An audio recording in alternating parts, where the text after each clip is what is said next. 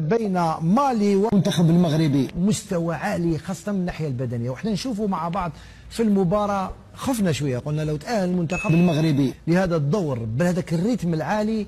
أنا ما تعرفتش على منتخب المغربي اللي انهزم في اللقاءات تاع الدور الأول. هل تعتقد بأنه من الناحية البدنية لعبت دور كبير في خاصة في مرور المنتخب المغربي؟ الفارق في المستوى تاع المالي، كرة القدم في القمة صح، تكنيكمون فريمون دي توب، ما فيزيكمون كانوا في المستوى. من الناحية البدنية المالي فيزيكمون كانوا في زوج في التوب، تكنيكمون المالي احسن. انت كنت حاب المنتخب المالي هو اللي انا كنت حاب المالي، يعني نحب هذوك لي جون دراري يلعبوا كرة القدم مليحة، عندهم مستوى خير احسن منهم ان شاء الله معاهم المدرب الجديد تكون عنده اللمسه. الجزائر لا تعترف لا بقوة المنتخب المغربي او الفريق ولا بالمعطيات الرياضية البعيدة عن الامور الاخرى.